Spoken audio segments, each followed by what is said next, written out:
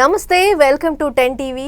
So corruption free స్టేట్గా చేయాలని విజయ్ గారు కొత్త రూల్స్ తీసుకొస్తున్నారు. సో దానిపైన డిస్కస్ చేయడానికి మనతో పాటు సీనియర్ అడ్వకేట్ పృథ్వీరాజ్ గారు ఇప్పుడు మనతో ఉన్నారు.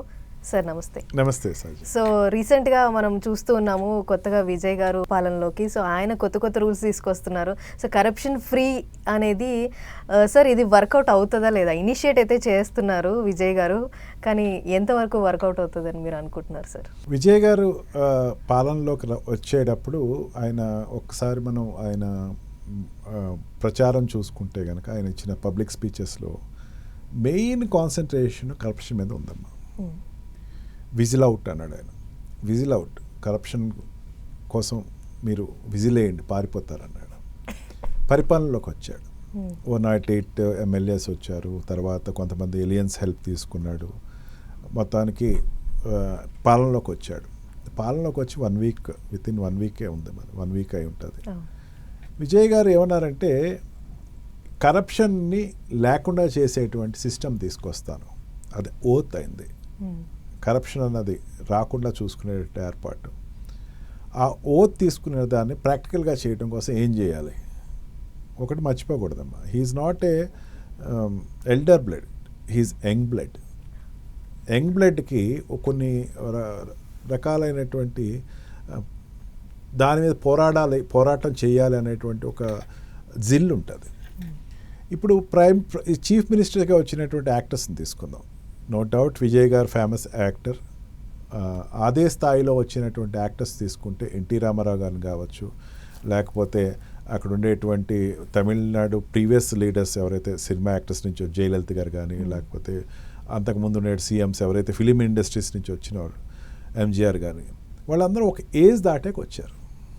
వాళ్ళు 50s దాటాక 60sలో వచ్చారు. వాళ్ళు 60sలోకి వచ్చిన తర్వాత ఉండేటువంటి టర్మినాలజీ వేరే ఉంటుంది. యంగ్ బ్లడ్ నుంచి వచ్చేవాళ్ళు టర్మినాలజీ వేరు ఉంటుంది. జనాలు అక్కడ ఉండేటువంటి ఎల్డర్స్ రాజకీయాలని తట్టుకోలేక ఫ్రస్ట్రేషన్లో ఉన్నారు. మాకొద్దు వీళ్ళు ఏడీఎంకే కాదు డిఎంకే కాదు ఏడీఎంకే, అందరూ 2 పక్షాలకు వెళ్తున్నారు, మాకు ఇది నచ్చలేదు అని చెప్పి విజయ్ గారికి పరిపాలన అనేది హ్యాండ్ ఓవర్ చేశారు. విజయ్ గారు ఫస్ట్ నుంచి 2 years పాలిటిక్స్లోకి వచ్చిన తర్వాత నుంచి ఆయన చెప్పేది ప్రతిదీ ఏంటంటే ఈ అవినీతిని నేను పోరాడతాను, అవినీతికి ఎగ్నెస్ట్గా పోరాడతాను. అది జనాలకు నచ్చింది. ప్రాక్టికల్గా తీసుకురావాలి కదమ్మా. అంటే విజిల్ అవుట్ అంటే ఏంటంటే జనాలని ఉత్సాహపరచడం. దానికి ఆయన తీసుకున్న నిర్ణయం ఏంటంటే 1000 రూపాయలు కనుక ఎవడైనా లంచం తీసుకున్నాడని డాక్యుమెంటరీ ప్రూఫ్ తీసుకొస్తే మీకు ₹1,00,000 ఇచ్చేస్తాం. ఆయన ఏమి లంచాలు తీసుకోవద్దని చెప్పలేదు, లంచాలు ఇవ్వద్దని చెప్పలేదు, ఏమీ ముట్టుకోలే. లంచం తీసుకున్న హిస్టరీని చూపించమన్నాడు ఆయన. ఎవిడెన్స్ని తీసుకురమ్మన్నాడు. ఎవిడెన్స్ అంటే ఏంటి? డాక్యుమెంటరీ ఎవిడెన్స్ అన్నాడు. ఎవిడెన్స్ ఎవరికి వస్తుంది? అక్కడ యాంటీ కరప్షన్ బ్యూరో ఉంటుంది ఒకటి, ఇక్కడ ఏసీబీ ఉంటుంది, అక్కడ ఏసీబీ ఉంటుంది. ఏసీబీకి ఎవరు ముందుకు వచ్చి చెప్పరమ్మా. ఎవరైనా లంచం అడిగాడనుకో ఇచ్చేయటం అలవాటు మనకి. ఎవరైనా 1000 రూపాయలు అడిగాడు ఇచ్చేయటం, 10,000 అడిగాడు ఇచ్చేయటం, 1,00,000 అడిగాడు ఇచ్చేయటం. కాంట్రాక్టర్స్ అడుగుతూ ఉంటారు, ఇచ్చేస్తారు. ఆ బిల్డింగ్ కన్స్ట్రక్షన్స్ లేకపోతే ఆ రోడ్ కన్స్ట్రక్షన్స్ కొంచెం బాగోపోయినా పర్లేదు, ఇచ్చేస్తారు. అండ్ ఉద్యోగస్తులు వాళ్ళ యొక్క పెన్షన్ రిలీఫ్ కావాలి, పెన్షన్ కావాలి, డబ్బు అడుగుతారు, ఇచ్చేస్తారు. ఏది అడిగినా డబ్బు అడుగుతారు, ఇచ్చేస్తారు. వాళ్ళు మనకి ప్యారలల్గా ఒక బాడీ ఉంది, యాంటీ కరప్షన్ బ్యూరో అని చెప్పేసి. ఏసీబీ దేనికి ఉందమ్మా? ఎవరైనా కనుక లంచం తీసుకుంటే వాడికి శిక్ష ఉంది, ఖచ్చితంగా వాడిని ఉద్యోగం నుంచి తీసేస్తారు, వాడి మీద ఇంత ఫైన్ వేస్తారు అన్న ఒక లా మనం ఏదైతే నమ్ముకున్నామో అమలు చేయడం విషయానికి వచ్చేసరికి జనాల నుంచి సపోర్ట్ లేదు. దానికి 2 భయాలు ఉంటాయి. ఒక భయం ఏంటంటే రేపొద్దున వాడు నా మీద కక్ష కడతాడేమో, లేదా కోర్టుల చుట్టూ తిరగాలి. కోర్టుల చుట్టూ తిరగాలంటే డబ్బు అవుద్ది. నాకేంటి అవసరం, ఒక 1000 రూపాయలు ఇస్తే అయిపోద్ది కదా, ఎందుకు తలకాయ నిప్పు అంతా అని ఒక నిరుత్సాహంగా ఉండేటువంటి ఒక ఎల్బీ అంటే ఎవిడెన్స్తో క్యారీ చేస్తున్న వ్యక్తికి ప్రోత్సాహం చెప్పాడు. ఇప్పుడు 2,000 ఇస్తే 2,00,000 వస్తుంది, 3,000 ఇస్తే 3,00,000 వస్తుంది. అంటే ఒక రకమైనటువంటి సిస్టమ్ని ఒక దాన్ని ఎస్టాబ్లిష్ చేశాడు కదమ్మా. వాళ్ళు ముందు డాక్యుమెంటరీ ఎవిడెన్స్ తీసుకొచ్చేస్తారు. నన్ను లంచం అడిగాడు అనుకో, ఇదిగోండి లంచం అడిగినప్పుడు ఫోటో ఇదిగోండి, ఈ లంచం అడిగినప్పుడు వాట్సాప్ రిపోర్ట్, వాడు ట్రాన్స్ఫర్ చేసిన మనీ ఇదిగోండి పలానా దాంట్లో పంపించాను, వాడు ఈ నెంబర్ ఇచ్చాడు, ఈ నెంబర్ అకౌంట్ ట్రాన్స్ఫర్ ఇట్లా జరిగింది అంతా వాడు ఎవిడెన్స్ తీసుకొచ్చేస్తాడు కదా. ఈ ఎవిడెన్స్ ఎవరికి కావాలి? విజయ్ గారికి ఏమక్కర్లా, కోర్టులకు కావాలి, పోలీసు వాళ్ళకి కావాలి, ఏసీబీ డిపార్ట్మెంట్కి కావాలి. ఇప్పుడు ఏసీబీ డిపార్ట్మెంట్ ఏమవుద్ది, ఈజీగా అతని మీద ఇప్పుడు ఏసీబీ డిపార్ట్మెంట్ పనిచేసేటప్పుడమ్మా ఒక రకమైనటువంటి దాన్ని ఏమంటారంటే సిస్టమేటిక్గా వెళ్ళి పనిచేస్తారు వాళ్ళు. నిజంగా ఒక రకంగా చెప్పాలంటే స్పై ఏజెంట్స్ కూడా అట్లా పనిచేయరు. అంటే ఏసీబీ సిస్టమ్ ఎట్లా ఉంటుంది చెప్తున్నా. ఒకటి లంచం తీసుకుంటున్నాడు, కంప్లైంట్ వచ్చింది, వాడికి ఏం చేస్తారంటే ఇంకుతో కూడుకున్నటువంటి కొన్ని నోట్లు ఇస్తారు. ఆ నోట్ మీద ముద్ర కావాలి, ఒక ఎవిడెన్స్ కావాలి. అండ్ వీడిని ఒక సరే నువ్వు డబ్బు పట్టుకో, మేము పక్కన ఎక్కడో ముసుగులో ఉంటాము, ఒక పెద్ద నాటకీయ పరిణామంలో పట్టుకోవాలి. ఎందుకు అంత కష్టపడటం?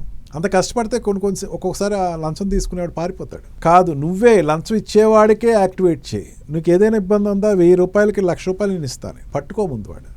వాడు పట్టుకొని తీసుకొచ్చి ఏసీబీకి అప్ చెప్తే కనుక ఏసీబీ తను చేసే పని ఈజీ అయిపోద్ది. ఏదో సినిమాలో ఉంటుంది, విజయ్ గారు సినిమా యాక్టర్ కాబట్టి చెప్తున్నాను, మన తెలుగు సినిమాలో ఇలా లంచం తీసుకునేటువంటి కాంట్రాక్ట్లు అందరినీ మూసేస్తే గొల్లపూడి మారుతిరావు గారు వచ్చి అని చెప్తారు, నువ్వు చేసి చాలా పెద్ద పని తెలుసా అంటాడు. నేనేం చేశానండి, ఎవరు ఒప్పుకోవట్లేదు కదండి, చాలా పెద్ద పని చేసావు, చెరువుని ముందు ఎండగట్టావు, చేపలు బయటపడతాయి అంటాడు.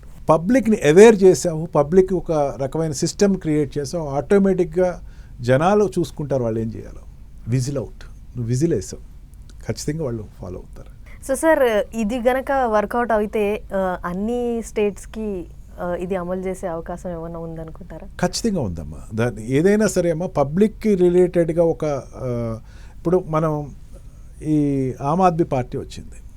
ఆమ్ ఆద్మీ పార్టీ వచ్చినప్పుడమ్మా అతను కంట్రీ మొత్తం అతను ఎస్టాబ్లిష్ చేసి ఆల్టర్నేటివ్గా ఉండే నేషనల్ పార్టీ ఒకటి పెరుగుతుందేమో అని ప్రతి వాడు ఎక్స్పెక్ట్ చేశాడు. అఫ్కోర్స్ కరప్షన్లో ఆయన ఎఫెక్ట్ అయ్యాడు, అది వేరే విషయం. ఒక ఎంఆర్ఓ, ఒక రెవెన్యూ ఆఫీసర్ లెవెల్ వ్యక్తి జనాల్లోకి వచ్చి ప్రతి వాళ్ళని ఉత్తేజపరిచి, ప్రతి వాడికి అతను రైట్ టు ఇన్ఫర్మేషన్ అన్నది కొన్ని లక్షల రైట్ టు ఇన్ఫర్మేషన్ తీసుకుని పబ్లిక్ డాక్యుమెంట్స్ క్రియేట్ చేసి ఒక అవేర్నెస్ క్రియేట్ చేసి ఇక్కడ ఢిల్లీలో బంపర్ మెజార్టీతో సీఎం 2 times అయ్యాడు. అతను ఖచ్చితంగా అతను యాక్సెప్ట్ చేశారు కదా, అతనిలో చేంజ్ చూశారు కదా. ఒక చోట ఏదైనా ఒక నిర్ణయం తీసుకుంటే ప్రతి స్టేటు దాన్ని అమలు చేస్తుంది. నేనంటే స్టేట్ అంటలేదమ్మా, ప్రపంచంలో చేంజ్ వస్తుందమ్మా. ఈ చిన్న యాక్టివిటీ ఎవరో ఒక ఫిలిం యాక్టర్ చేశారు అని చెప్పేసి ఇక్కడ కాదమ్మా, హాలీవుడ్ కదిలింది. మనం ఆ సందర్భాన్ని వదిలేద్దాం. అసలు చెప్తున్నా, యాక్ట్ కింద ఒక చిన్న యాక్టరు జరుగుతున్న అన్యాయం గురించి ఒక లేడీ యాక్టర్ తీసుకున్న నిర్ణయం హాలీవుడ్ కదిలింది. అంటే జనాల్లో ఆ రకమైనటువంటి నిస్పృహ, జనాల్లో ఒక రకమైనటువంటి అభద్రతాభావం, జనాల్లో ఒక రకమైనటువంటి ఈర్ష్యాభావం, జనాల్లో ఒక రకమైనటువంటి డిప్రెషన్లో ఉన్నారమ్మా. ఎక్కడికి వెళ్ళినా లంచం లంచం లంచం, ఏంటి ఎట్లా ఫేస్ చేయాలి? నేషనల్ పార్టీస్ కూడా హెడ్ఏక్గానే ఉంది. నేను అంటే ఈ వ్యక్తి అని చెప్పట్లేదు, సెంట్రల్ గవర్నమెంట్ కూడా దాన్ని ఫెడ్అప్ అయ్యి కంట్రోల్ చేయలేకపోతున్నారు. He gave an idea Vijay గారికి. అట్లాగా ఆయన ఈ పాపులర్ యాక్టర్ కాబట్టి ఆయన చెప్పిన మెసేజ్ అందరికీ వెళ్ళిపోతుంది. మీలాంటి వాళ్ళు నాలాంటి వాళ్ళు చెప్తే వెళ్ళదేమో కానీ ఒక ఫిలిం యాక్టర్ చెప్తున్నాడు. ఫిలిం యాక్టర్ ఎంత స్పష్టంగా చెప్తున్నాడంటే, మీరు లంచం తీసుకుంటే ఆ వ్యక్తిని ఏమీ అనొద్దు, ఎవిడెన్స్ ఇవ్వండి చాలు, నేను చూసుకుంటాను. కొట్టమంట్లా తిట్టమంట్లా, ఎవిడెన్స్ ఇవ్వమంటున్నాడు. ఇది ఫీజిబుల్ అయ్యే విధంగా ఉందా లేదా చూసుకుంటారు. ఎస్, ఇట్స్ ఫీజిబుల్, ఖచ్చితంగా ఫీజిబుల్. అతను ఒక ఎలక్షన్ అయిపోయిన వెంటనే ఒక నిర్ణయం తీసుకున్నాడు. గుడుల పక్కన, స్కూల్ పక్కన, పబ్లిక్ ఆఫీసెస్ పక్కన మందు షాపులని క్లోజ్ చేసేయండి అన్నాడు. జనాలు అతని మీద కాన్సన్ట్రేషన్ పెరిగింది. 10 o'clock ఆఫీస్కి రండి, 6 o'clock వెళ్ళండి, అటెండెన్స్ అంతా నాకు పంపించండి అన్నాడు. జనాల్లో ఒక రకమైనటువంటి ఉత్సాహం పెరిగింది. వెంటనే 3rd స్కీమ్ కింద ఇది పెట్టాడు. అతను సాంప్రదాయమైన పంచికట్టు వేసుకుని అతను రాలేదు. ఎట్లాగైతే యూత్ రిప్రజెంటేటివ్గా ఒక బ్లాజర్ అండ్ ట్రౌజర్ తోటి వచ్చాడు, అతను విమర్శించారు. ఈవెన్ ఎక్స్-సీఎం కూడా ఏమన్నాడు, ఎన్నాళ్ళో ఉండదు, మీరు రెడీ అయిపోండి, మళ్ళీ మనం సీఎం అవుతామని చెప్పాడు. కానీ ఇతను వచ్చింది చాలా స్ట్రాంగ్ ఐడియాలజీతో వచ్చాడు. కామన్ మెన్ వచ్చినప్పుడు ఖచ్చితంగా జనం అప్రిషియేట్ చేస్తారమ్మా. ఓకే, సో మీరు ఇందాక అన్నట్టు 6 hours వర్క్ చేయడము, సో ఇదంతా భయపెట్టి చేపిస్తున్నట్టు ఉంటుందా సార్? మనకి వర్క్మెన్ కాంపన్సేషన్ యాక్ట్ కానీ లేకపోతే లేబర్ లాస్లో కానీ వాళ్ళకి చెప్పింది ఏంటంటే, నువ్వు పని చేసేటప్పుడు ఓవర్ టైం చేయమని ఏమన్నా ఆయన. పని చేసేటప్పుడు నీ జీతాలు తీసుకోవద్దని ఏం చెప్పలా. పని చేసేటప్పుడు నీ యొక్క ఎమ్యూనిటీస్ ఏదైతే ఉన్నాయో, పెన్షన్ కానీ రిటైర్మెంట్ బెనిఫిట్స్ తీసుకోవద్దేమని చెప్పలా. సక్రమంగా పని చేయమని చెప్పాడు. నువ్వు 10 o'clock వస్తున్నావు, 6 o'clock వెళ్తున్నావు, దయచేసి ఆ టైం మెయింటైన్ చేయమన్నాడు. నువ్వు నీకు ఇచ్చిన జీతంతో పని చేయమని చెప్పాడు. ఆ జీతంతో తన చేయాల్సిన పని చేస్తే సరిపోదు. ఒక ట్రెడిషన్ అయిపోయిందమ్మా. ఈవెన్ అంటే అది ఎవరు తప్పు అని చెప్పట్లా. మా అల్లుడు గారండి, లేకపోతే మా అబ్బాయి అండి, జీతం ఏదో ఒక 30,000 వస్తాయండి, పై డబ్బులు ఇంకో 50,000 వస్తాయండి. పై డబ్బులు అంటే ఏంటమ్మా? లంచాలే. గవర్నమెంట్ సెక్టర్లో వచ్చేది ఏంటమ్మా? లంచాలే. అంటే మైండ్ సెట్లో ప్రతి వాడికి ఏంటంటే గవర్నమెంట్ ఎంప్లాయీ అంటే వాడి జీతం కన్నా లంచం ఎక్కువ వస్తుంది. లంచంతో వాడి ఫ్యామిలీని సుఖపెడతాడు. ఎంతమంది రక్తం, ఎంతమంది రైతుల రక్తం, ఎంతమంది రైతుల ఆక్రందన, ఆక్రోషం చెప్పండి. డబ్బు ఎంతమంది నిరుద్యోగులు, లేకపోతే ఎంతమంది డెవలప్మెంట్ కోరుకునేటువంటి కాంట్రాక్టర్స్ యొక్క డబ్బు అమ్మది. మన డబ్బు అమ్మ, ఇండైరెక్ట్గా మన డబ్బు మళ్ళీ తీసుకెళ్ళేటప్పుడు ఒక చేతిలో లంచం పెడుతున్నాం. ఆ లంచాన్ని రానివ్వని సమాజానికి ప్రయత్నం చేశాడు. భగవంతుడు అతను అప్రిషియేట్ చేస్తాడు. దీని గురించి వరి అవ్వాల్సిన అవసరం లేదు. ఖచ్చితంగా it will have a 101% change రావాలి. అది అంటే మళ్ళీ మీకు ఇందాక చెప్పినట్టు లిక్కర్ ప్రొవిజన్ యాక్ట్ ఒకటి తీసుకువచ్చారు. లిక్కర్ క్లోజ్ చేసామన్నారు. కొన్నాళ్ళు క్లోజ్ చేశారు, 5 years క్లోజ్ చేశారు. కానీ తర్వాత అనేకమైన పరిస్థితులు మళ్ళీ రీఓపెన్ చేయాల్సి వచ్చింది. సిండికేట్స్ పెద్ద అయ్యి, యాంటీ సోషల్ ఎలిమెంట్స్ పెద్ద అయ్యి, వాటి యొక్క హ్యాండ్ పెద్ద అయితే ఏం చేయలేము. కానీ అదర్వైజ్ చేంజ్ అయితే ఉంటుంది. దాని స్వరూపాలు మారచ్చు, ఒక రకంగా కాకపోతే ఇంకో రకంగా మారచ్చు. కానీ చేంజ్, జనాలకు కావాల్సిన చేంజ్ ఏదైతే ఉందో, భారతదేశం అంటే గౌరవం పెరుగుద్దమ్మా ప్రతి వాడికి. ఇప్పుడు ఈ మాల్ ప్రాక్టీసెస్ కంట్రీస్లో చూసుకుంటే ఇండియా టాప్లో కనపడుతుంది. టాప్ 10, 20, 30 మనం ఉంటున్నాం. మనం ప్రతి వాళ్ళు అనుకుంటూ ఉంటారు, ప్రతి వాళ్ళకి ఇప్పుడు ఉండేటువంటి జనరేషన్, న్యూ జనరేషన్ ఎవరైతే ఉన్నారో, ఎప్పుడు మనం స్వీడన్ అవుతాం, ఎప్పుడు మనం నెదర్లాండ్ అవుతాం, ఎప్పుడు మనం న్యూజిలాండ్ అవుతాం, అసలు ఏమీ వద్దు, కరెన్సీ కూడా వద్దు, హ్యాపీయెస్ట్ కంట్రీ భూటాన్ ఎప్పుడు అవుతాం మనం. ఈ లంచాల వల్ల కదా మనం పడుతున్నాం బాధ. ప్రతి వాడికి ఉందమ్మా అది. ఆ ప్రతి వాడికి ఉండే బాధ, ఆవేదన అతను స్వీకరించటం, దానికి ఒక సొల్యూట్ అవుట్ చేయడానికి ఒక ఛాలెంజ్ ఇసరటం, ఇట్స్ రియల్లీ రిమార్కబుల్ చేంజ్ అని అనుకుంటున్నాను. ఓకే సార్, సో ఇలా చేస్తున్న కొద్దీ విజయ్ ఆర్మీస్ కొన్ని ఉంటాయి, సో వాటిపైన ఏమన్నా దాడులు జరిగే అవకాశం? అంటే నేను అంటుంది ఏంటంటే ఒక తీరు, అంటే ఒకటి విధానం చెప్పాడు. ఆ విధానం తీరు ఎట్లా వెళ్తుందో చూడాలి. ఓకే, జనాలు దాడికి గురవుతారు, జనాలు లంచాలు ఎవరు దాడి చేస్తారు చెప్పండి. లంచాలు తీసుకున్నట్టు దాడి చేస్తారు, లేకపోతే లంచాలు తీసుకున్న ఆ వర్గం ఎవరో దాడి చేస్తారు. మెయిన్ ఆ పోలీసుని యంత్రాంగం, లేకపోతే మిగతా రెవెన్యూ, లేకపోతే లేబర్ యూనియన్స్ ఏదైతే వాళ్ళు దాడి చేస్తారు. 108 members ఎమ్మెల్యేలు ఇచ్చినటువంటి పార్టీ అంటే జనాల సపోర్ట్ అతనికి ఉంది. పడిపోతున్న పార్టీ కాదు అది. కేవలం ఒక 15 members తక్కువ అయితే, లేకపోతే 17 members, ఆ నెంబర్స్ మేబీ డిఫరెంట్ అయి ఉండొచ్చు, ఆ మెంబర్స్ తోటి కూపప్ అయి పెట్టుకోవాల్సి వచ్చింది తప్ప జనాలు అతను కావాలని కోరుకున్నారు. జనాలు నిజంగా తమిళనాడు జనం ఎక్స్పెక్ట్ చేయని విక్టరీ ఎవ్వరు ఎక్స్పెక్ట్ చేయలే. సైలెంట్ వార్, సైలెంట్గా వచ్చేసింది. ఓటేసేవాళ్ళు ఎవరు చెప్పలేదే. ఎవరికి వచ్చినా మీ చేస్తా. తమిళనాడు ఎప్పుడు డిఫరెంట్గా ఉంటుందన్నమాట, నో డౌట్. ఎప్పుడు కూడా సెన్సస్ రిపోర్ట్ ఇచ్చిన దానికి వ్యతిరేకంగా తమిళనాడు రిపోర్ట్ వస్తుంది. అన్ని చోట్ల చేయొచ్చు, కానీ తమిళ్లో మాత్రం ఎట్టి పరిస్థితుల్లో వాళ్ళు సెన్సస్ రిపోర్ట్ ఇవ్వలేరు. ప్రెడిక్షన్స్ ఉండవు, కొత్తది వస్తుంది, రాదు అనుకున్నది వస్తుంది, ఒక్కోసారి అనుకోని ఫిగర్లు వస్తూ ఉంటాయి. తమిళనాడులో ఏంటంటే జనాల్లో సైలెన్స్ ఉందమ్మా. ఎక్స్పీరియన్స్ ఏంటంటే, వాళ్ళ పొలిటికల్ ఎక్స్పీరియన్స్ ఏంటంటే సైలెంట్గా మనం చేసేది చేయాలి. ఆ సైలెంట్గా చేసేటప్పుడు ఏంటంటే జనాలు, ఈ అతని కార్యకర్తలు కావచ్చు, అతని ఫ్యాన్స్ కావచ్చు, వాళ్ళు ముందు ఉత్సాహపడతారు, ఎవరైనా పట్టుకుంటానికి ట్రై చేస్తారు, వాళ్ళు కొంచెం దెబ్బలు తింటారు, ఏదైనా కావచ్చు. Vijay know how to protect them first. ఖచ్చితంగా అతనికి తెలిసి ఎట్లా ప్రొటెక్ట్ చేయాలో, అతను దాన్ని ఎట్లా రెక్టిఫై చేస్తాడో ఖచ్చితంగా దాన్ని చూసుకోవచ్చు. ఒక సాధారణమైనటువంటి డ్రైవర్ కొడుకుకి ఎమ్మెల్యే ఇచ్చేయడమ్మా అతను. కామన్ మెన్ అక్కడ ఎమ్మెల్యేలు ఉన్నారు ఈ రోజున. కామన్ మెన్ ఒక మినిస్టర్ ఉంది. మన ఆంధ్ర నుంచి, తెలంగాణ, ఆంధ్ర ఉమ్మడి ప్రాంతం నుంచి వెళ్ళినటువంటి ఒక అమ్మాయి ఇక్కడ మినిస్టర్ ఈ రోజున, only lady minister, common women. అప్పుడు ఉన్నటువంటి సమైక్యాంధ్రాలో అమ్మాయి అంటే కామన్ మెన్ పికప్ చేసుకున్నాడు. కామన్ మెన్ ఓటేస్తారా, డబ్బు ఉన్న వాళ్ళకి, మాకే ఓటు లేదు అనుకున్న వాళ్ళకి అందరూ గుణపాఠం చూపించారు. ఈ రకంగా తీసుకుంటే కనుక విజయ్కి ఒక స్ట్రాంగ్ బేస్ అన్నది జనాల్లో ఉన్నంతసేపు ఏ ప్రాబ్లం రాదమ్మా. ఓకే, సో సార్ ఈ ప్రాసెస్లో కొంతమంది పర్టికులర్ ఆఫీసర్స్ని ఏమైనా టార్గెట్ చేసే అవకాశం ఉందనుకోవచ్చా? ఖచ్చితంగా ఉంటుందమ్మా. ఇప్పుడు రెగ్యులర్గా లంచాలు ఇచ్చి తీసుకునే వ్యక్తులు ఈరోజు భయపడాల్సిన పరిస్థితి వస్తుంది. వాళ్ళు ఉద్యోగం వాళ్ళు చేస్తారు. నేను లంచాలు తీసుకోలేదని డిక్లరేషన్ కూడా ఇస్తారు రేపోతుంది. లంచాలు నేను ఇప్పుడు ఇవ్వలేదు, మన కరెన్సీ అన్నది తగ్గిపోయింది అన్నది అంతా కూడా ఈ కరెన్సీ వచ్చింది, ప్లాస్టిక్ కరెన్సీ వచ్చింది. ఈవెన్ లంచాలు తీసుకునే పద్ధతిని కూడా మార్చుకున్నారు. వాళ్ళు రీసెర్చ్ చేశారు. వాళ్ళు ఈ రోజున ఏంటంటే నేను లంచాలు తీసుకోలేదని డిక్లేర్ చేసే పరిస్థితి వస్తుంది. లంచాలు తీసుకోవాలంటే భయపడే పరిస్థితి వస్తుంది. ఎందుకంటే డబ్బు ఒక్కటే కాదు, అక్కడ 1000కి 1,00,000 కాదమ్మా. అక్కడ ఆ డాక్యుమెంట్స్ అన్నది వాల్యుబుల్ డాక్యుమెంట్స్ గవర్నమెంట్కి అందుతున్నాయి. ఏసీబీ డిపార్ట్మెంట్, పోలీస్ డిపార్ట్మెంట్కి అందుతున్నాయి.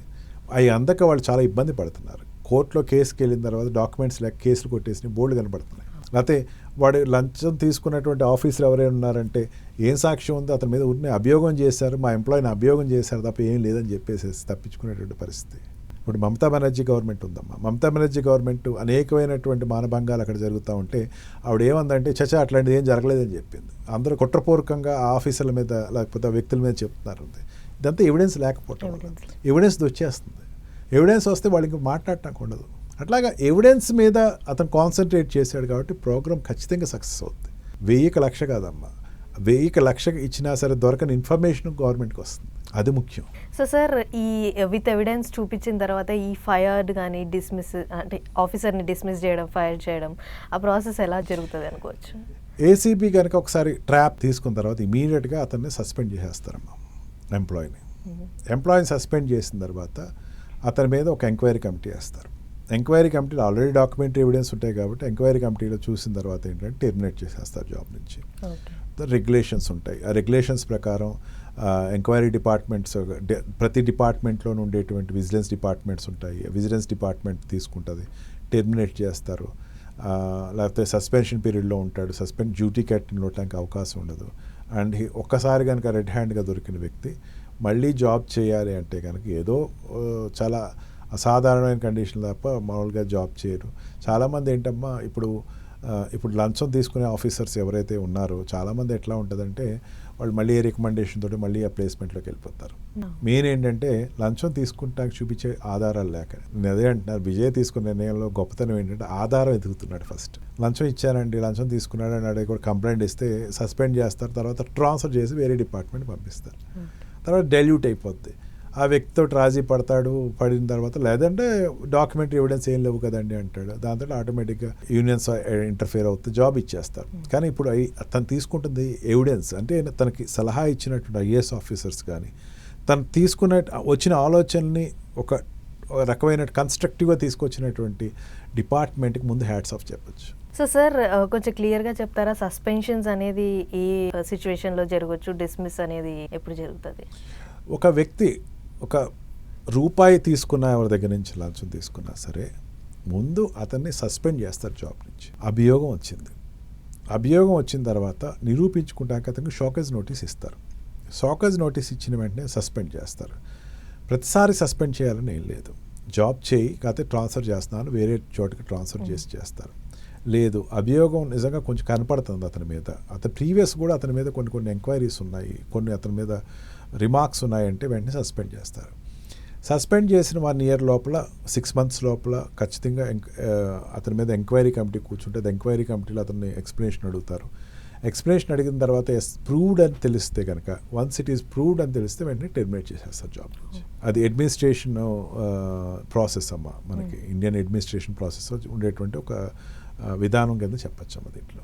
ఓకే. సో సార్, ఇది అంటే ఇనీషియల్గానే ఇది ఒక చిన్న మూవ్ అనుకోవచ్చు. చిన్న మూవ్ కంట్రీలోనే పెద్ద చేంజ్ తీసుకురావాలని కోరుకుంటున్నాం. సో డెఫినెట్గా కరప్షన్ ఫ్రీ కంట్రీ చూడాలని అనుకుంటున్నాం మనం అందరం. సో థ్యాంక్ యూ సార్, మాకున్న డౌట్స్ అన్ని క్లియర్ చేశారు. సో ఇదనమాట ఇవాల్టి టాపిక్. సో ఇంకో టాపిక్తో మళ్ళీ కలుద్దాం. నమస్తే.